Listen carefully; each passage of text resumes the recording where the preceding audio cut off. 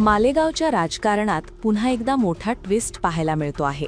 हिंदुत्व विरुद्ध अल्पसंख्यक राजकारणाच्या पार्श्वभूमीवर चर्चेत असलेल्या मालेगावमध्ये इस्लाम पक्ष सत्तेत आल्यानंतर राजकीय समीकरणं बदलताना दिसत आहेत.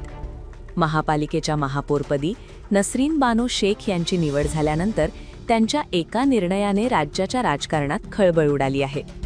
महापालिका निवडणुकीच्या काळात भाजप आणि शिवसेना एकनाथ शिंदे गटाने मालेगावमध्ये हिंदुत्वाचा मुद्दा आक्रमकपणे मांडला होता. शिक्षण मंत्री दादा भुसे यांनी प्रचारात हिंदुत्वाचं कार्ड खेळत हिंदूबहुल भागांमध्ये लक्ष केंद्रित केलं. त्याच रणनीतीतून शिवसेना शिंदे गटाला 18 जागांवर यश मिळालं. दरम्यान भाजप नेते किरीट सोमय्या यांनी मालेगावला बांगलादेशी आणि रोहिंग्या नागरिकांचे आश्रयस्थान असल्याचे आरोप सातत्याने केले. या आरोपांमधून राज्याच्या राजकारणात ध्रुवीकरण साधण्याचा प्रयत्न झाल्याची टीका विरोधकांकडून करण्यात आली होती.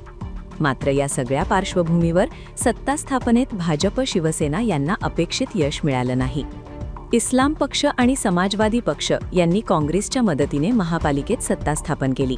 महापौरपदाच्या निवडणुकीत शिवसेना शिंदे गटाने MIMला सोबत घेण्याचा प्रयत्न केला होता.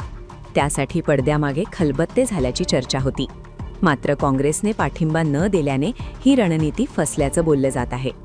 याच पार्श्वभूमीवर महापौर नसरीन बानो यांनी पदभार स्वीकारताना एक धाडसी आणि अनपेक्षित निर्णय जाहीर केला. मालेगावच्या हाऊसिंग सोसायटी परिसरात छत्रपती शिवाजी महाराजांचा पुतळा उभारण्याचा मनोदय त्यांनी जाहीर केला. या घोषणेमुळे हिंदुत्वाच्या मुद्द्यावर राजकारण करणाऱ्या विरोधकांना थेट राजकीय उत्तर दिल्याचं मानलं जात आहे.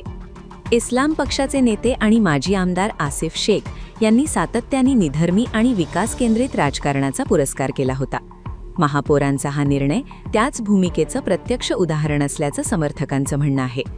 तर विरोधकांसाठी हा निर्णय म्हणजे त्यांच्या राजकारणाला बसलेली चपराक असल्याची चर्चा राजकीय वर्तुळात सुरू आहे.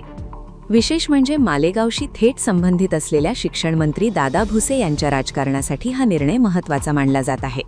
हिंदुत्वाच्या मुद्द्यावर उभं केलेलं राजकीय समीकरण आता नव्या वळणावर आल्याचं चित्र दिसत आहे. मालेगाव शहर गेल्या अनेक वर्षांपासून राज्याच्या राजकारणात संवेदनशील केंद्रबिंदू ठरला आहे. मागील निवडणुकांमध्ये भाजपने मालेगावला आपल्या थेट राजकारणातून बाजूला ठेवल्याचं चित्र होतं. त्यानंतर आरोप, प्रत्यारोप आणि ध्रुवीकरणाच्या राजकारणातून लाभ मिळवण्याचे प्रयत्न झाले. मात्र इस्लाम पक्ष सत्तेत आल्यानंतर घेतलेला हा निर्णय मालेगावमधील राजकारणाची दिशा बदलणार का, हे पाहणं महत्त्वाचं ठरणार आहे. हिंदुत्व विरुद्ध अल्पसंख्यक राजकारणाच्या चौकटीबाहेर जाऊन विकास आणि प्रतिकात्मक राजकारणाचा नवा अध्याय सुरू होतोय का, याकडे आता संपूर्ण महाराष्ट्राचं लक्ष लागलं आहे.